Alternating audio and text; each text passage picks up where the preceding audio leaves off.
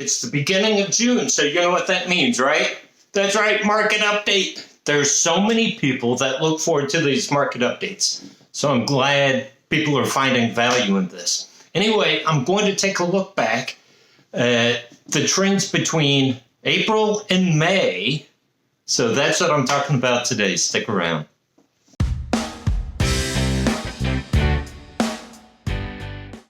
Hi, welcome back. My name's Joe Brown. I'm a real estate agent with Century 21 List with Beggins, located in South Tampa. Thank you so much for being here with me today. So if you've been with me, you know every month at the beginning of the month I do market updates. And I focus on the 5 zip codes of South Tampa, the peninsula section of Tampa. So that's 33606, 609, 611, 616, 629. So let me put my graph up here. Steve's not here, so I had to set the camera up myself. So let me put this chart up here. And if we look at active listings, now I'll tell you some of these data points are encouraging. So look at active listings. So we went from 129 to, or 1,029 to 1,006. So just very slight decrease of active listings. Really, it's about even. When you get over 1,000, you know, what's a 15, 17 difference, right? That math was wrong, by the way. It was 23 home difference. Anyway, still, you know, over 1,000 homes actively on the market. Take a look at new homes on the market. Went from 354 to 278. Now, some people may say, oh, less homes going, less sellers. Well, remember I said historically, we average about 250 homes a month new to the market. In January, we were at, what was it, 118? So we're averaging out. A couple months, we were over 300. Now 278, which is, well, we should be between 250 and 300. Days to sell. And so this is, once people put the home on the market, what's the median days to sell? Now go back to your math class. Median means it's in the middle. Some sell much longer, some sell much faster. This is the median days to sell. Yeah, we stayed the same at 27. So about 1 month on the market. If we look at sales, number of sales, it went from 198 to 179. But keep in mind, in May, well, in April, in May, we had Easter, and then we had graduation times, and some families, I'm not saying all, some families just don't want to be bothered with the end of school activities. So this is a trend we want to see how that continues. I will say for the previous 3 months, previous 4 months, number of sales has gone up. This is the first drop in 4 months. So this is a trend we just want to continue seeing.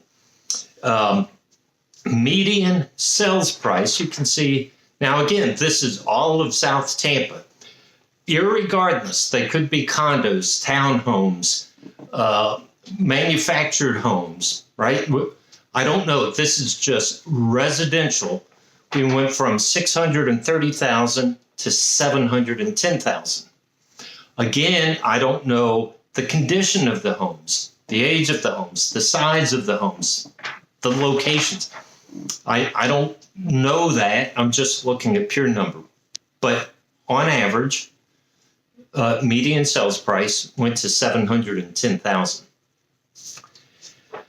Now, let's take a look at the ratio of the original price, what a home sold to compared to the original price. And you can see we're still at 94, almost 95% of the original price.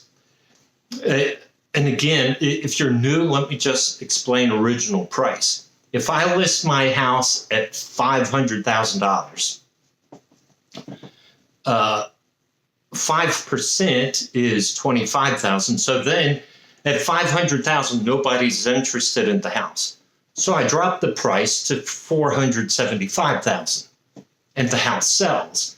Well, the house sold for 95% of what I originally priced it at. Does that make sense? So that's what we're looking at here is the ratio of what a house sold for compared to what it was originally priced at. And we're at 94, 95%. Now, I keep harping on this because I remember back in COVID, so 20 and 21, when home prices were accelerating 30% per year, people were saying, I'm going to wait for the market to crash. Yeah, it hasn't. And sellers are still getting about 95% of what they're asking. Now, part of that is I think agents are doing a better job pricing the homes more accurately. So that plays into this as well. Last data to share with you is months of inventory. And you can see we're still at 5 months of inventory, which really speaks to a more balanced market, right? If the closer you get to 1, right, home prices are going to accelerate faster. That means there are more buyers than there are sellers. So buyers are scooping up houses quickly. Once you get past 6 and 7, then that means there are more homes on the market than buyers, and you're going to see prices dip. So we're in that spot about 5 months, 6 months. It's really a balanced market. You're not going to see home prices accelerate quickly. Now, the factor in all this is the economy, consumer sentiment, mortgage rates, right? So if I believe that the entire economy is going to crash, I'm not going to spend my money on anything. I need a new hairbrush. Forget it. I'm not getting it because I want to preserve my cash. Right? That's the mentality. If I think it's going to crash, I'm not spending money. That's the consumer sentiment. Consumer sentiment has gone up. People feel more positive about the economy. And so they're willing to spend some money. Mortgage rates came down slightly. They were at 6.89. They came down yesterday to 6.85, right? So it's still 6.8, right? It's either 900s or 500s. And it makes a difference, right? You know, maybe $10 a month does make a difference. But as mortgage rates come down, you'll see more buyers ready to jump in and commit to a house. And then we have to look at months of inventory, right?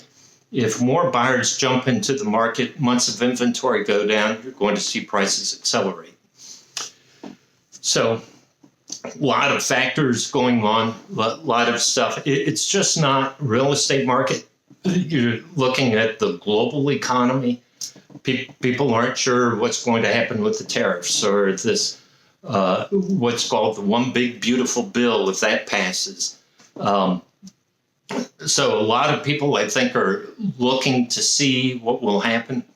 My advice, if you are a home buyer, if you can afford a home, you like the home and you can afford the home, go ahead and buy it, right? And if mortgage rates really do come down and it makes financial sense, you can always refinance. But don't buy a home just to buy a home, because then you'll have buyer's remorse. If you're a seller, just know you may have to be patient, right? So here you're looking at a month. I have a couple of homes on the market that have been on the market for a few months. They're nice homes, but people are cautious, right? so that happens. Anyway, I hope you found this information useful. Share this with your friends and family who you think could benefit, if they're in the market. Share my contact information. Go to my website, joebrownc21.com. You can search for homes. You can read my blogs. I have custom searches set up. Shoot me emails. Ask me questions. I want to be your trusted advisor, right? And then just another note. I did not do a video last week.